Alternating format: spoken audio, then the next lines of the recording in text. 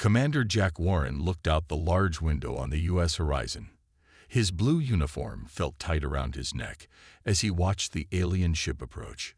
The exhalation vessel was smooth and curved, shining with a purple glow that made it look both beautiful and scary. "They're right on time," said Lieutenant Maria Foster, standing next to Jack with her tablet. "The Exhalation High Minister never misses a chance to look down on us." Jack nodded but said nothing. For 25 years, humans have been traveling among the stars. For 25 years, the older alien races had treated them like children who had just learned to walk. The Exhalations were the worst. They ruled the Galactic Council and made sure humans got the worst trade deals, the poorest planets, and the least respect. Today was supposed to be more of the same. The Exhalations were coming to sign another trade agreement. Earth would give up valuable minerals, and in return, they would get outdated alien technology that most species had moved beyond centuries ago. But today would be different. Jack touched the secret orders in his pocket. Admiral Nancy Blackwood had given them to him yesterday, her face serious but her eyes bright with something like excitement. "Are the viewing screens ready?" Jack asked. Maria nodded. "Yes, sir. All screens will show the lunar surface when you give the command." On the bridge, the crew worked quietly.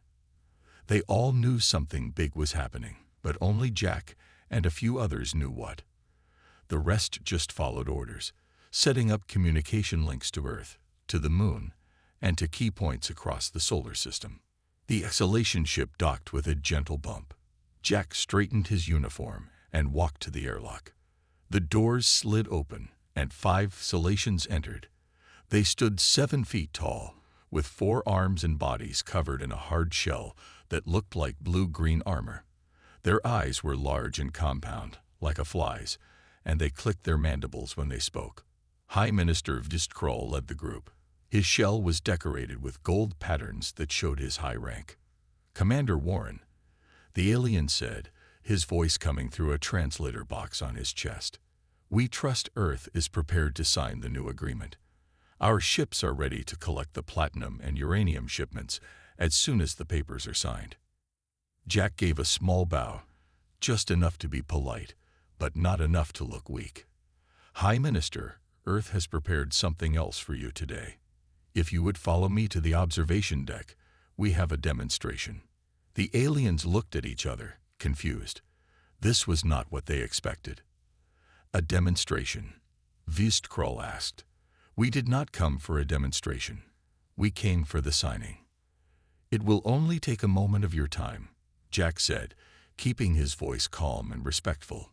"I think you will find it worth your while." The aliens followed him to the observation deck. The large windows looked down at the gray surface of the Moon. It looked peaceful and empty, as it had for billions of years. Jack nodded to Maria. She pressed some buttons on her tablet. "Now connecting to Lunar Command," she said. "Live feed from all observation points is ready." "What is this about, Commander?" Vistkroll demanded. His mandibles clicked rapidly, a sign of irritation. Jack smiled. For the first time in his career, he felt like he had the upper hand with these aliens. "High Minister, Earth has been part of the galactic community for a short time. In that time, we have been treated as newcomers, as primitives who barely understand the technology we use." "That is because you are newcomers," another exhalation said. "Your species only achieved faster than light travel 50 years ago." "That is what we allowed you to believe," Jack said. He pressed a button on the console in front of him.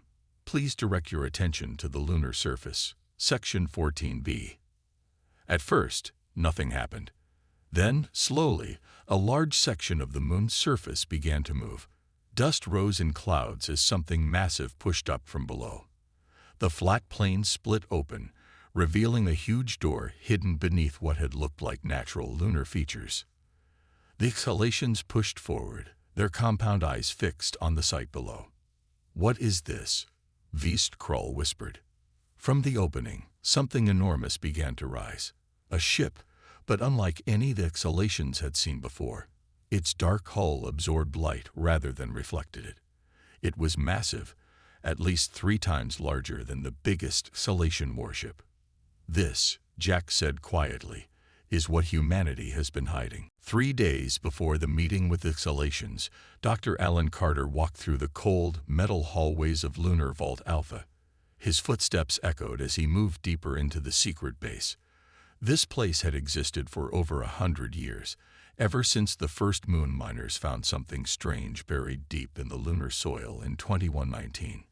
What they found changed human history forever, but the world leaders of that time made a big choice. They would keep it secret. They would study it, learn from it, and prepare for the right moment to show the universe what they had. Alan reached a large metal door with many locks. He pressed his hand on a scanner, looked into another scanner that checked his eyes, and spoke his name and code. Dr. Alan Carter, Science Division, Authorization Blue 793. The heavy door slid open with a hiss. Beyond it was a room so large it seemed impossible to fit inside the moon. The ceiling was at least 200 feet high, and the room stretched so far that Alan could not see the end of it. But what filled the room was even more amazing. A massive ship, dark and powerful, sitting in a cradle of metal and lights. Workers in special suits moved around it like ants around a fallen tree. Machines hummed, and sparks flew as final work was done on the ancient vessel. Engineer Olivia Ross waited for him near the ship's main entry ramp. Her red hair was tied back, and her face looked tired but excited. "You're late," she said as Alan approached. "We're starting the power sequence in 10 minutes. Alan nodded and followed her up the ramp and into the ship. Inside, the walls were covered with strange writing and symbols that had taken decades to understand. The ship was both alien and familiar at the same time. The controls seemed made for human hands, the seats designed for human bodies. This ship had belonged to humans, but humans from so long ago that no history book remembered them. "How's the power core?" Alan asked as they walked through corridors that curved gently downward. "Stable, which is amazing for something that's been sleeping for 15,000 years, Olivia said. She touched the wall with respect. "They built this to last." They reached the engine room, where a team of 20 engineers worked at control panels. In the center of the room, behind thick glass, a blue light pulsed slowly. "Is everyone ready?" Alan asked the room. The team leaders nodded. One by one, they reported their stations were prepared for the power-up sequence. "This is the moment we've been working toward for years," Alan said. "If this works, tomorrow we begin moving the ship to its launch position." Olivia stood at the main control panel. Her fingers moved over the ancient symbols, now familiar after years of study. "Starting power flow from the core to primary systems," she said. She pressed a sequence of symbols that glowed under her touch. The blue light behind the glass began to pulse faster. A low hum filled the room, growing stronger until Alan could feel it in his chest. Screens around the room lit up with ancient writing that now scrolled and changed as the ship's systems came online. The floor vibrated gently. "Main computer is responding," called out one of the engineers. "Navigation system is coming online," said another. "Weapons systems initializing. Life support active." As each system reported in, Alan felt a weight lift from his shoulders. They had done it. The ancient ship, the Remembrance as they had named it, was waking up after thousands of years of sleep. "Full system check complete," Olivia said finally. "The Remembrance is ready." Alan looked around at the amazing technology that surrounded them. Technology that humans had built long, long ago, and then hidden away. Technology that the Salations and other alien races would never have believed humans could create. "Send word to Admiral Blackwood," he said. "Tell her Operation Reveal is go for the day after tomorrow. The Remembrance will be ready to show itself to the stars." As the message was sent, Alan walked to one of the viewports and looked out at the vast lunar vault. The Remembrance wasn't alone. In the shadows, he could see the outlines of other ships, waiting for their turn to wake up. "They're going to be very surprised," Olivia said, coming to stand beside him. Alan nodded. It's time the galaxy learned the truth about humanity. The exhalation delegation filed into the main meeting room of the U.S. Horizon. Their tall, insect-like bodies moved with a grace that seemed at odds with their hard outer shells. High Minister Vistkroll took his place at the head of the table, his four arms arranged in what humans had learned was a position of authority. "We have waited long enough, Commander Warren," Vistkroll said. His voice came through the translator as flat and cold. "First, you show us some hole in the moon, and now you delay our scheduled meeting. The Galactic Council will hear of this disrespect." Jack Warren kept his face calm, though inside he felt a mix of fear and excitement. What was happening today would change everything. He glanced at Lieutenant Maria Foster, who nodded slightly. The signal from Lunar Base was coming through. "High Minister, what we have to show you is more important than any trade agreement," Jack said. "What emerged from the moon is just the beginning." The exhalation leader's compound eyes reflected the light in strange patterns. "And what exactly did emerge?" "Some old ship you dug up. Perhaps a relic from your early space age. Hardly worth our attention." Jack pressed a button on the table. A large screen on the wall lit up, showing a view of space near the moon. The massive ship that had risen from the lunar surface was now fully visible, floating majestically against the blackness. "This vessel is called the Remembrance," Jack said. "It was not built during our early space age. In fact, it predates the first human civilizations on Earth." The exhalations chittered among themselves, their mandibles clicking rapidly. One of them, a science officer named Kazvex, leaned forward. "Impossible," he said. "Your species only achieved spaceflight less than 200 years ago." Jack smiled.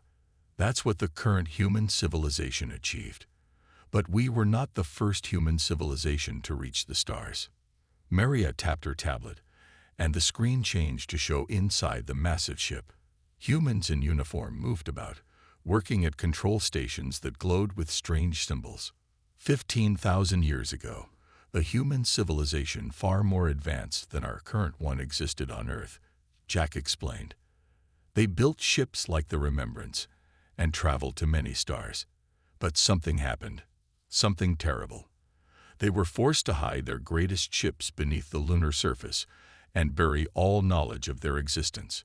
High Minister Vistkroll's posture had changed.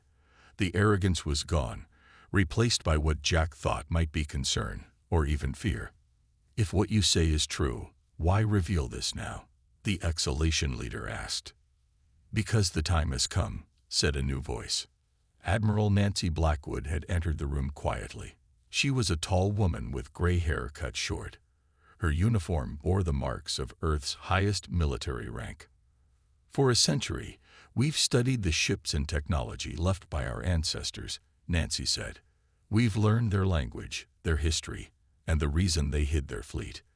On the screen, the Remembrance's engines began to glow with blue light. The ship moved slowly away from the moon, revealing its true size. It was enormous, at least 5 miles long, with smooth lines that seemed to absorb light rather than reflect it. "The Remembrance is a Dreadnought-class warship," Nancy continued, "one of 20 similar vessels hidden beneath the lunar surface. There are also 50 smaller cruisers and about 100 support craft." The exhalations sat in stunned silence. Vistkroll's mandibles had stopped moving completely. "This is why you've been so accepting of our poor treatment?" he finally asked. "You were hiding this." Jack nodded. "We needed time. Time to understand the technology, time to train crews, time to prepare." "Prepare for what?" asked Kazvex, his voice barely audible.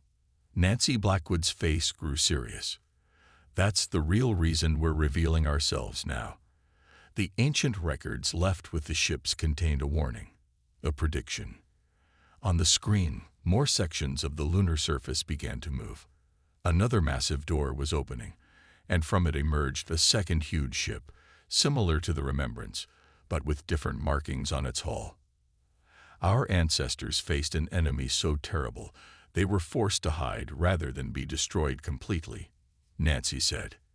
An enemy that moves between galaxies, consuming advanced civilizations and disappearing again. The ancient records predicted their return. She looked directly at the exhalation leader. They're coming back, High Minister. And according to our ancestors' calculations, they'll be here within the month. Captain Diane Miller walked through the corridors of the Remembrance, still amazed by the ship despite having trained for this moment for 5 years. The walls were made of a smooth material that wasn't quite metal and wasn't quite stone.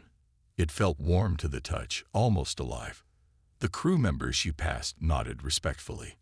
They were the best Earth had to offer: pilots, engineers, scientists, and soldiers, all chosen carefully and trained in secret to operate technology that was 15,000 years old yet still more advanced than anything in the current galaxy. Diane reached the bridge and the doors slid open silently. The large circular room was busy with activity as her crew prepared the ancient warship for its first real flight in thousands of years. "Captain on the bridge," announced Lieutenant Greg Summers from his position at the tactical station. Everyone paused for a moment, then returned to their work. Diane walked to the captain's chair in the center of the bridge. It was designed perfectly for a human body, with controls built into the armrests that responded to touch. "Status report," she said as she sat down. Greg looked up from his console. "All weapon systems are online and functional. The shield generators are running at 98% capacity. They're unlike anything we've ever seen, Captain. Based on our tests, they could withstand a direct hit from our most powerful nuclear weapons and barely flicker." Communications Officer Kelly Patterson turned from her station. "Captain, we're receiving signals from across the galaxy. Every major world with long-range sensors has detected us. They're all asking the same question. What is that ship?" Diane wasn't surprised. The Remembrance was designed to be seen, to impress, and to frighten. Its hull was made of a material that absorbed most scanning beams, making it difficult for others to analyze. But its size alone was enough to attract attention. "What about Earth Command?" she asked. "Admiral Blackwood reports that the meeting with the exhalations is proceeding as planned," Kelly replied. They're stunned, to say the least. Diane allowed herself a small smile. For too long, the exhalations and other elder races had looked down on humans, treating them as children who had just discovered fire. That would change today. "Engineering, how are the engines performing?" she asked. Chief Engineer Paul Rodriguez's voice came through the speakers. "The main drive is at full power, Captain.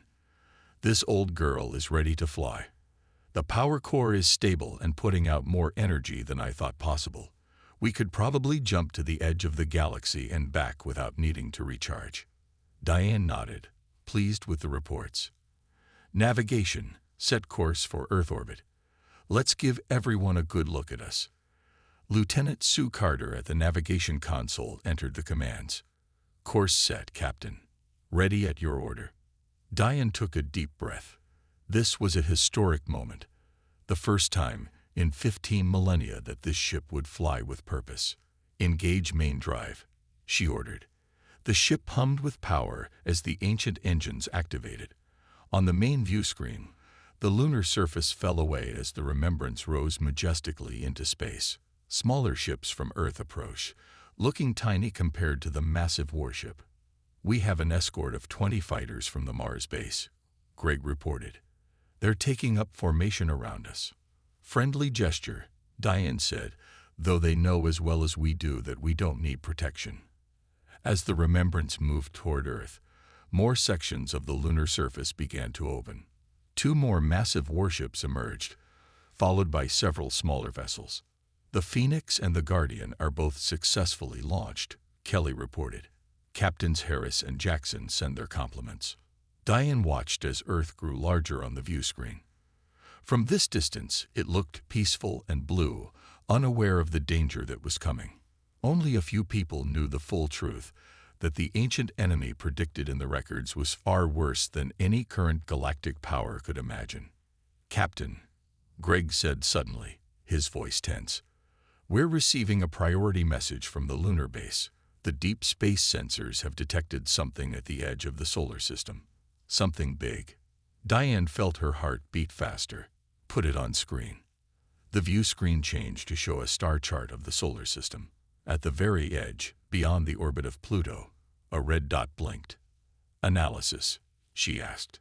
Greg studied his readings. It matches the descriptions in the ancient records. Energy signature is similar to the warnings left by our ancestors. Diane gripped the arms of her chair. They're early. The calculations said we had a month. Should we alert Earth Command? Kelly asked. Diane nodded. Send an encrypted message to Admiral Blackwood. Tell her the Harbingers have arrived. News of the massive human warships spread across the galaxy like fire through dry grass. On dozens of worlds, leaders called emergency meetings. Military commanders reviewed their defenses. Ordinary people looked up at their skies and wondered if the strange human ships would appear there next. Admiral Frank Morris sat at the head of the large table in Earth Command's main conference room. Around him, the Joint Chiefs of Earth's combined military forces looked at screens showing the reactions from across the galaxy. The Ixtad Dominion has recalled all their border fleets, reported General Lisa Young, pointing to a star map where red dots showed the movement of alien ships. They've always been rivals with the Exhalations, but now they're scared of us too. The Zentari Collective has sent 3 diplomatic ships, added Admiral Joe Riley. They're offering a defense pact. Last month, they wouldn't even answer our calls. Frank nodded, his gray beard moving slightly. And the Exhalations. High Minister Vistkrall is still meeting with Commander Warren and Admiral Blackwood, Lisa said. They're demanding to know why we hid such powerful ships, and more importantly, why we're revealing them now. Have we told them about the Harbingers yet? Frank asked. Not the full story, Joe replied. Admiral Blackwood is waiting for your go-ahead. Frank stood up and walked to the window. From here, he could see the sprawling Earth Command complex, with its mixture of modern buildings and green spaces. Beyond that, the city of New Geneva spread out, its people going about their daily lives, unaware that an ancient enemy was approaching. The deception has served its purpose, he said finally. For 100 years, we've studied their technologies while pretending to be newcomers to space. We've learned their strengths and weaknesses. Now it's time for Phase 2. He turned back to the table. Send word to Admiral Blackwood. Tell the Exhalations everything about the Harbingers. Then contact every major power in the galaxy. It's time they all knew what's coming. As Frank's orders were carried out, across the galaxy, more reactions to humanity's revelation poured in. On the Exhalation homeworld, the Grand Council convened an emergency session. The 7 highest ministers of their civilization sat in their ceremonial chamber, watching recordings of the human ships. They've been hiding this power all along, said Minister Exist of Defense. While we treated them as primitives, they were studying us, learning our weaknesses. The question is why reveal themselves now? Asked Minister Kestemrel of Intelligence. What has changed? Before anyone could answer, a junior aide rushed into the chamber, breaking all rules of proper conduct. Forgive me, ministers, the aide said, bowing deeply.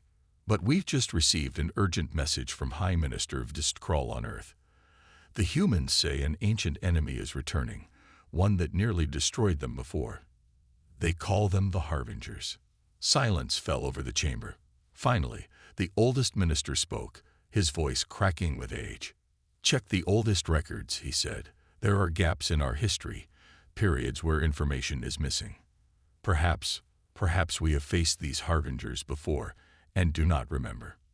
Meanwhile, on the planet Centauri Prime, scientists were analyzing what little data they had managed to gather about the human ships.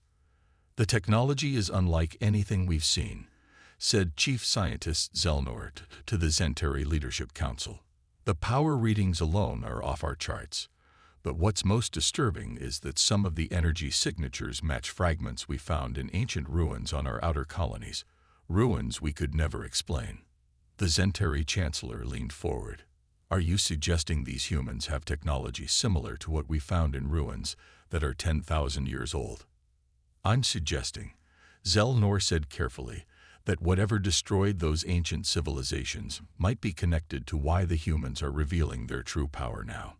Back on Earth, Frank Morris received word that the messages had been sent to all major galactic powers. Now all they could do was wait and hope the other civilizations would listen before it was too late. In orbit around Earth, the Remembrance and its sister ships formed a protective formation. More ships continued to emerge from the lunar surface, a fleet that had waited in darkness for thousands of years, ready for the return of an enemy they had barely survived the first time.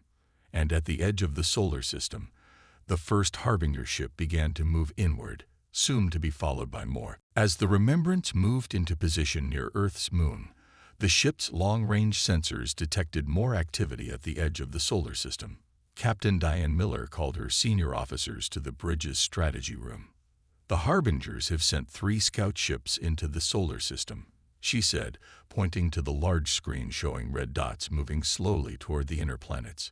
Based on their speed, they'll reach Mars orbit in about 30 hours. Greg Summers studied the data on his tablet. The main fleet is still gathering at the system edge. We count at least 40 large ships and maybe 100 smaller ones. What do we know about their weapons? Asked Kelly Patterson. Diane pressed a button, and the screen changed to show ancient symbols and diagrams. According to the records left by our ancestors, the Harbingers use energy weapons that can tear through normal shields. They also have some kind of beam that disrupts electronic systems. So how did our ancestors fight them? Greg asked. They didn't, not successfully, Diane replied. That's why they hid the fleet instead of continuing the fight.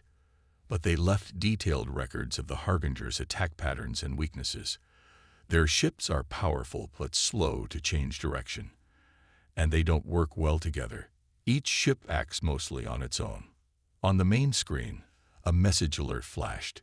Kelly checked her console. Captain, we're receiving a transmission from Earth Command. Admiral Blackwood wants to speak with you. Diane nodded. Put her on screen. The screen changed to show Admiral Nancy Blackwood's face. She looked tired but determined.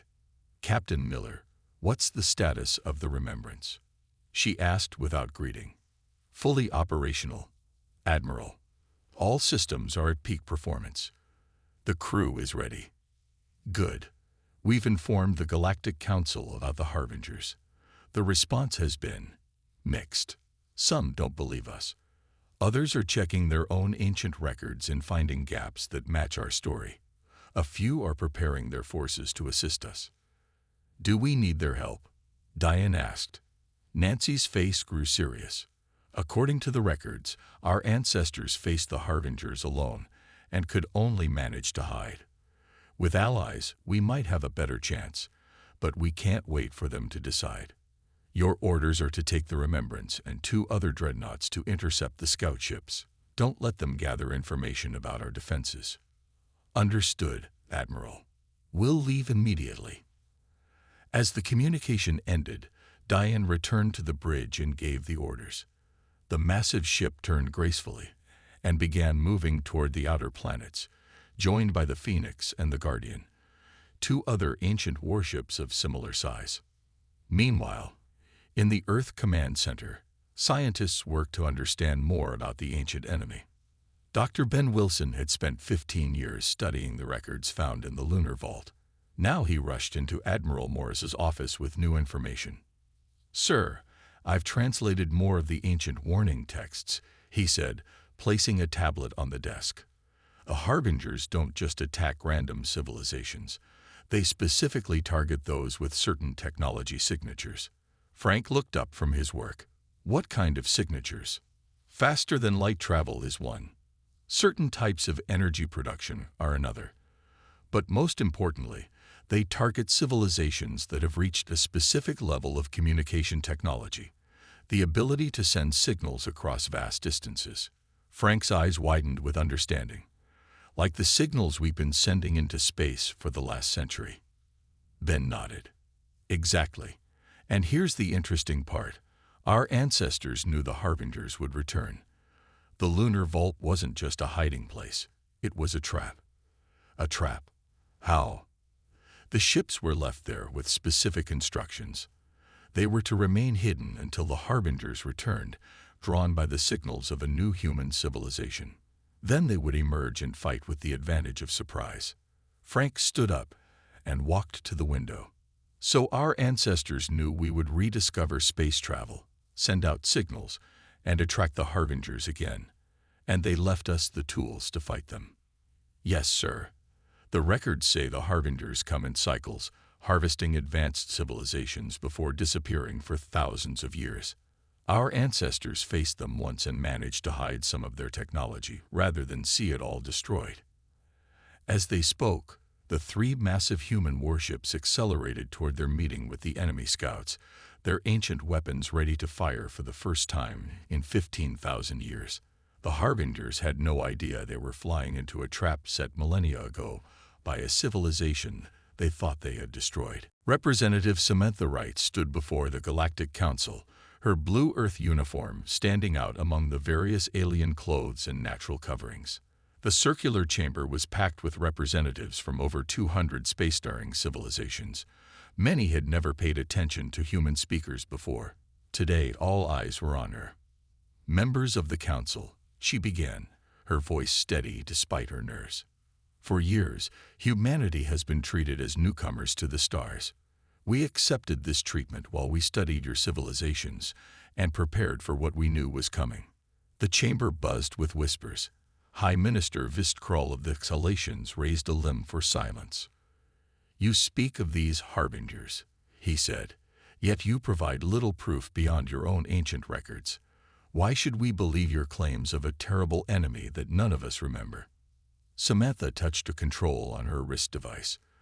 The large screen behind her lit up with images from various worlds, ancient ruins, strange markings, and broken technology.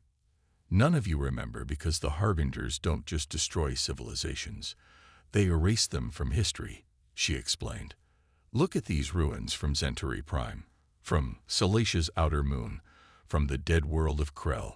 All show the same damage patterns, all date to roughly the same period, about 15,000 years ago. The Centauri representative, a tall being with silver skin, stood up. Our scientists have confirmed that some of the technology signatures in your ancient ships match fragments found in our oldest ruins. Ruins we could never explain. More representatives began to speak, sharing similar findings from their worlds. Ancient mysteries that suddenly made sense when viewed through the lens of what humanity had revealed.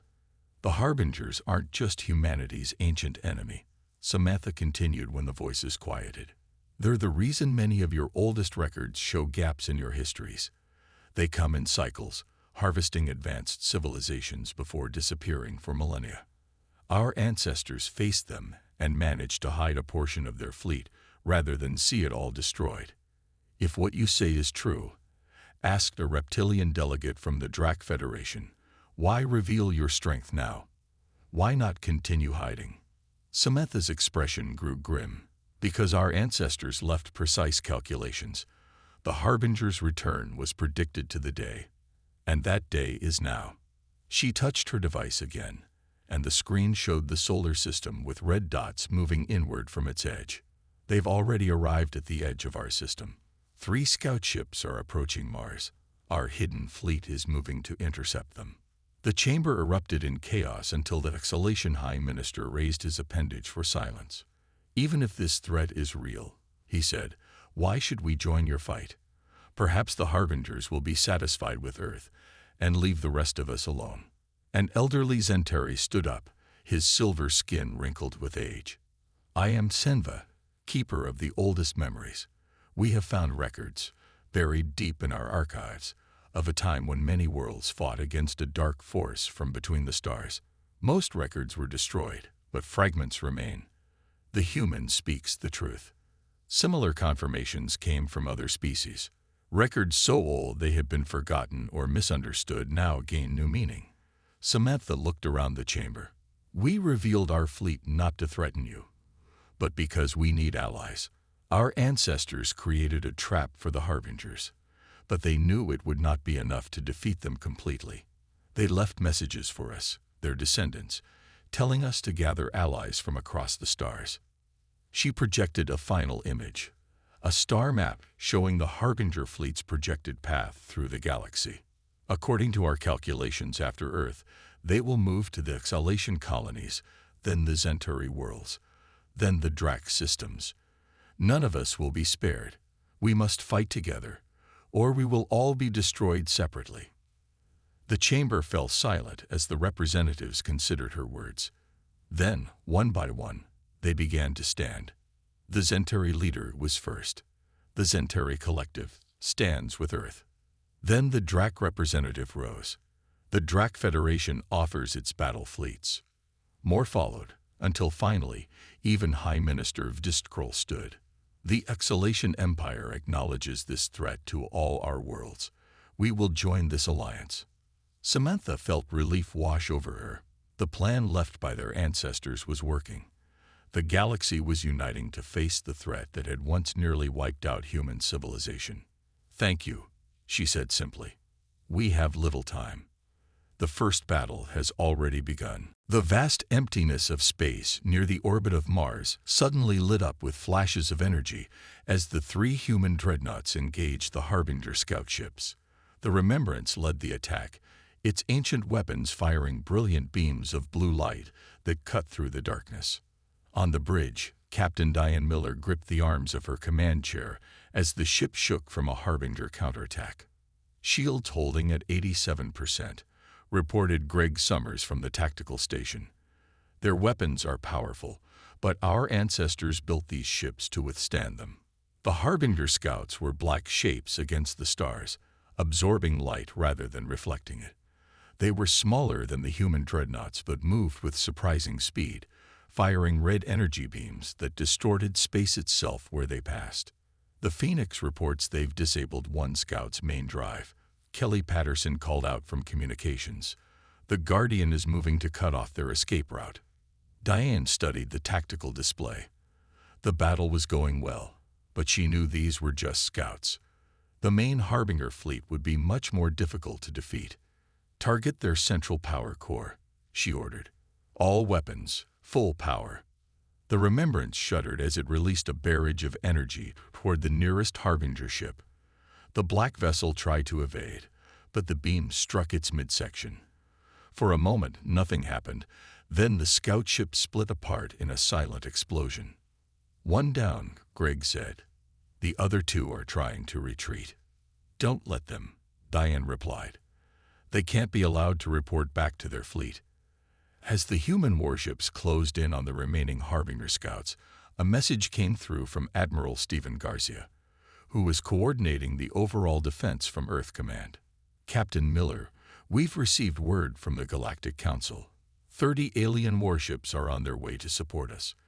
The Exhalations are sending 15 vessels, the Centauri 8, and various other powers the rest."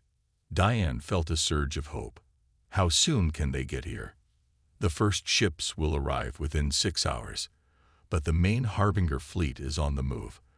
They've detected the loss of their scouts and are advancing toward Earth, all 30 of their capital ships and at least 60 support vessels.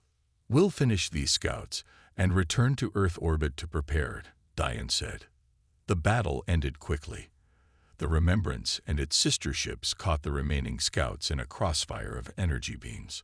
When the last Harbinger vessel exploded, a cheer went up from the crew. But there was little time to celebrate. The 3 dreadnoughts turned and accelerated back toward Earth, where the rest of the human fleet was forming a defensive line. 2 days later, Admiral Stephen Garcia stood on the bridge of the Remembrance, now the flagship of the combined fleet. Around the Earth, 30 ancient human warships had been joined by nearly 100 alien vessels of various designs and sizes. Representatives from a dozen worlds stood with Garcia, watching the tactical display that showed the approaching Harbinger fleet. "They'll be in weapons range in 20 minutes, said Exhalation Commander, his mandibles clicking nervously. "Are you afraid?" asked Stephen. The alien turned his compound eyes toward the human. We have studied your records of the previous encounter. Even your advanced ancestors could only hide from these creatures. Yes, I am afraid. Stephen nodded. Fear is reasonable, but there's one thing that's different this time. What's that? Asked a Zentari officer. Last time, humanity faced them alone. This time, we stand together. On the main screen, the Harbinger fleet came into view, massive black ships that seemed to swallow the light of the stars behind them. They moved in a loose formation, each vessel operating independently rather than as part of a coordinated group. That's their weakness, Stephen said, pointing to the display. They don't work together. They never needed to before, but we will. He turned to face the alien representatives. Our ancestors couldn't defeat them alone, but they believed that someday the galaxy would unite against this threat. That's why they left their ships for us to find, not just to protect Earth, but to protect all worlds. Stephen gave the order, and the combined fleet began to move forward to meet the enemy. Human dreadnoughts took the center position, with alien cruisers forming protective screens on the flanks. Ships that had never flown together before moved as one force, united by a common threat. As the distance closed and weapons prepared to fire, Stephen thought about the long chain of events that had led to this moment. Ancient humans who hid their most powerful technology beneath the moon. Modern humans who discovered it and prepared in secret. And now, a galaxy that had put aside its differences to face a common enemy.